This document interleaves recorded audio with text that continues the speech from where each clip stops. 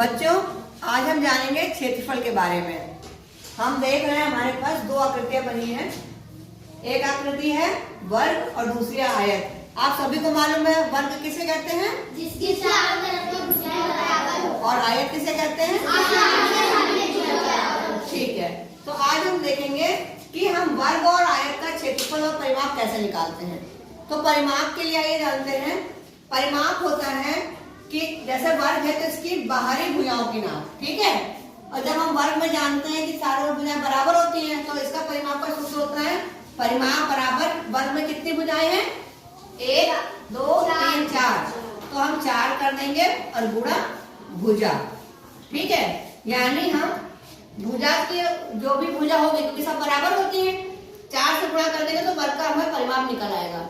जैसे यहाँ पे भुजा कितनी है? 4। कितना लिखा है? 24 सेंटीमीटर है। तो 4 गुणे 24 बराबर हो जाएगा 4 चौको 16 का 86 लगेगा 1, 4 गुना 8 1 9, 96 सेंटीमीटर इसकी हो गई परिमाप, ठीक है। इसी तरह आयत की परिमाप क्या होगी? जैसे ये आयत है, इसमें भी हम क्या करेंगे, जब इसकी बाहरी भुजाओं की नाप हम करेंगे तो इसका परिमाप निकलेगा। तो इसमें भुजाएं कितनी है ये बताओ? ये 30 सेंटीमीटर है और ये 30 सेंटीमीटर है। लंबाई कितनी हो गई? 2 लंबाई है, 2 लंबाई ना, एक लंबाई ये एक लंबाई ये, और चौड़ाई कितनी है? 2 है, एक इधर है और एक इधर है। तो आयत का परिमाप होता है, आयत का परिमाप होता है, आयत का परिमाप बराबर 2 से गुणा करेंगे और किसको गुणा करेंगे? लंबाई 1 लेंगे और चौड़ाई भी 1 लेंगे। बात समझ में आई? क्योंकि 2 लंबाई और 2 चौड़ाई है तो हम क्या करेंगे, 1 लंबाई 1 चौड़ाई लिखेंगे और उसको दुगना कर देंगे। तो ये सूत्र होता है इसका। लंबाई कितनी है? 30 सेंटीमीटर और चौड़ाई कितनी है? 24 सेंटीमीटर। 24 सेंटीमीटर। तो हम क्या करेंगे, इसको पहले हम जोड़ देंगे। 30 और 24 जोड़ेंगे तो कितना हो जाएगा? 54 सेंटीमीटर। और इसको गुणा कर दो 2 से, 2 चौके 8, 2 पंचे 10, 108 सेंटीमीटर। ये तो हम लोगों की परिमाप हो गई, ठीक है। परिमाप का मतलब ये होता है, जैसे मान लिया हमारे पास एक यहाँ पर है, ये हमारे पास वर्ग है, ठीक है। परिमाप होगा इसकी बाहरी जो किनारी है उसकी नाप। तो अगर हम इसमें देखें तो इसका परिमाप क्या होगा? इस वर्ग का परिमाप कितना होगा? ये कितना है? 2 सेंटीमीटर का हमने चिपकाया हुआ है इसमें।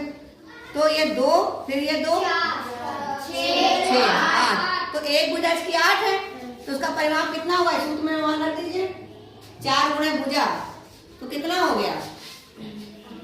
8 यहाँ लिखेंगे और 4 से गुणा कर देंगे। 4 ये 8 है ना, एक भुजा 8 चौक कितना हुआ? 32 हुआ ना। तो 8 चौक 32 सेंटीमीटर इसकी परिमाप हो गई। अब हम ये आयत की बात कर लेते हैं। ये हमारे पास आयत है, इसमें भी हमने 2-2 सेंटीमीटर के टुकड़े लगा रखे अलग अलग रंग के। तो इसकी लंबाई कितनी है? इस आयत की लंबाई कितनी है? लंबाई कितनी है?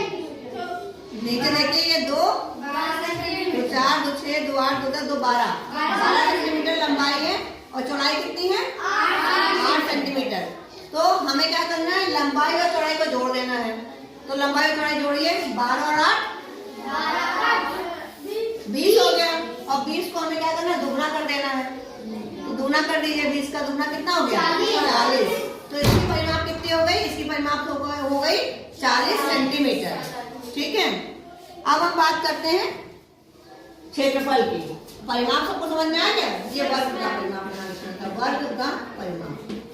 अब वर्ग का क्षेत्रफल,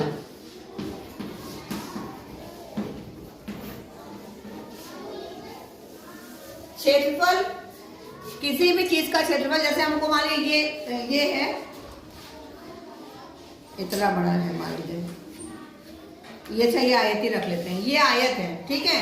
इस आयत को अगर हम कवर करें